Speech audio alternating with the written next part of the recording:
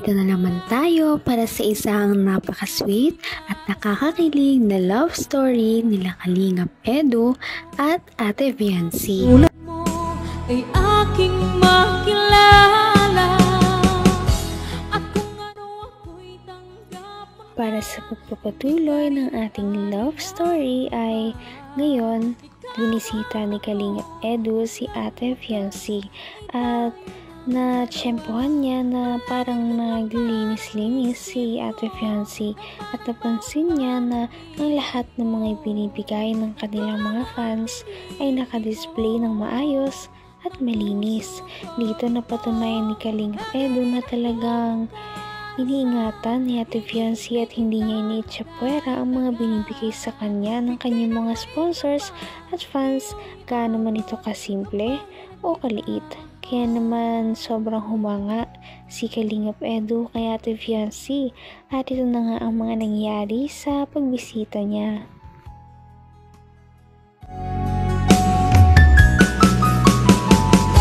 Ang nice ko lang. Kasi ito po nga, gagawin ko din po.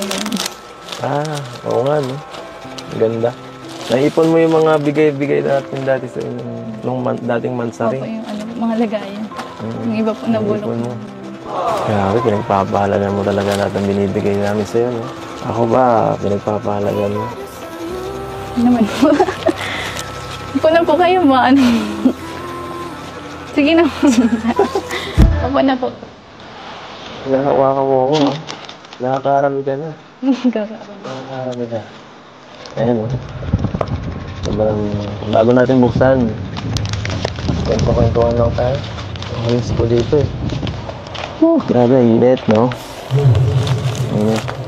Ikaw, pawis ka. Saan ka galing? Sa ospital po. Kaya pala. Kakauwi mo lang? Opo. Kaya pala. Pawis ka, oh.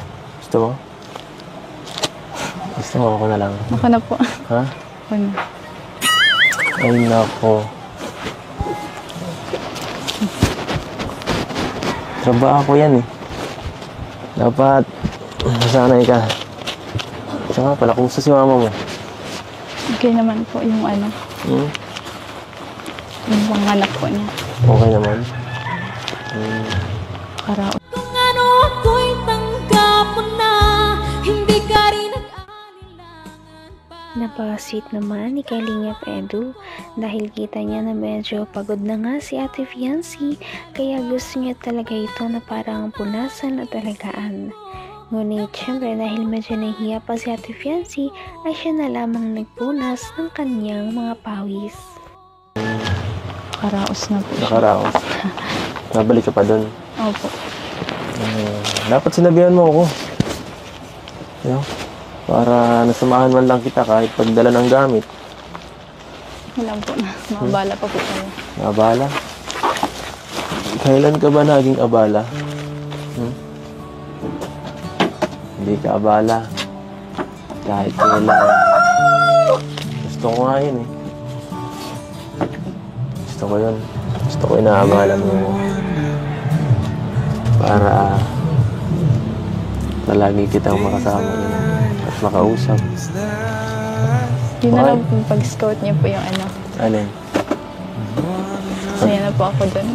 Yung nakikita ko po kayong Sa vlog. Opo. Tumutulong po kayo sa akin. Iba naman yun, eh. Siyempre, mas gusto ko nakikita rin kita. Hindi lang ako nakikita mo.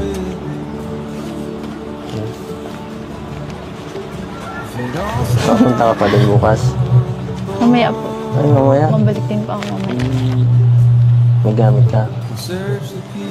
Tara, sasamahan kita. Yan. Baon po.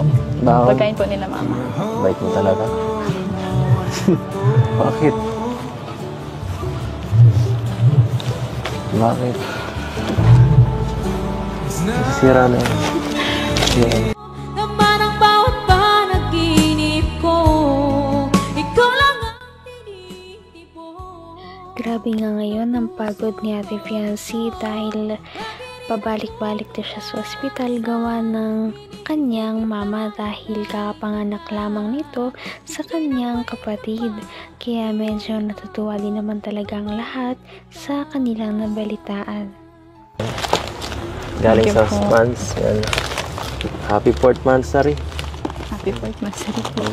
Grabe. Ang bilis, no? Napakabilis ng oras. Hindi ko akalain na gano'n na pala katagal ang ating samahan. Sana ay... Hindi ko nga rin pakalain sa mga ganito po. Ano ba? Ako pa. Siyempre. Ito pa, nakalimutan pa natin. Ito pa.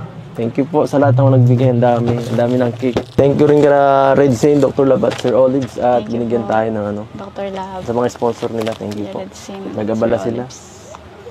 Yan. Ako rin, nagabala din ako. Thank you po. Nagabala. Thank you po. At sana, syempre, hindi lang sa bansa rin ng lab team.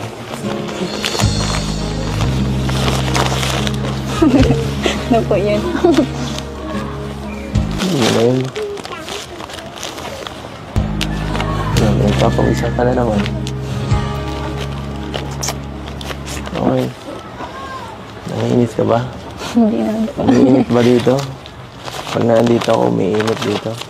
Nandito po, kinakabahan po ako ay. Nakakabahan ka. Alam mo, parehas lang tayo. Hanggang wakas ay tayo ng dalawa. Palagi kang naman ang isip. Kahit nagaano pa ka mahiyain ng isang babae, ay syempre hindi nito maitatanggi na ang lahat ng babae ay mahilig talaga sa mga bulaklak. Kaya naman, natuwa din talaga si Ate Fiancee noong surprise siya ni Kalingap Edu ng bulaklak na may kasama pang cake. Kaya natanggal talaga ang kanyang pagod sa buong araw. Parehas lang tayo pinakabahan eh. Pero, may isang gusto lang akong sabihin. Huwag kang kabahan kasi alam mo na, parehas lang naman tayo eh. Ako kinakabahan din ako. Saka pala,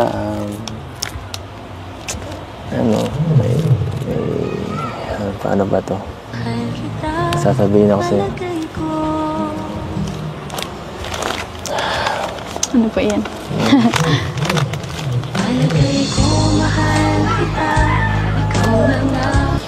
Nahihirapan ako sabihin. Dadalawang isip ko. Gusto kita. Ano po? Ano po yan? Wala. Ulitin.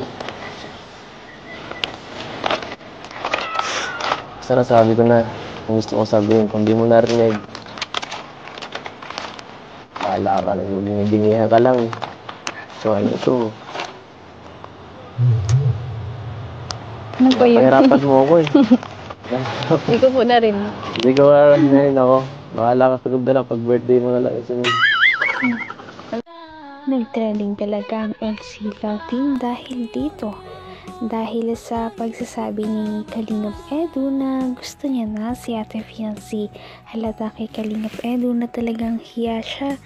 At ganoon din naman si Ate Fiancee dahil hindi niya alam kung ano ba talaga ang kanyang gagawin. Kaya ang pagpapatuloy nito ay nasa susunod nating video. Napaka-sweet talaga nila at napakabait ng tambalang ito kaya maraming sumusuporta.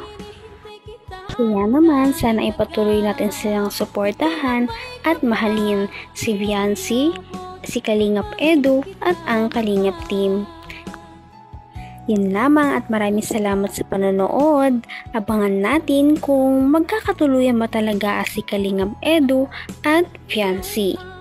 Hanggang sa muli. Bye! Ngayon'y abot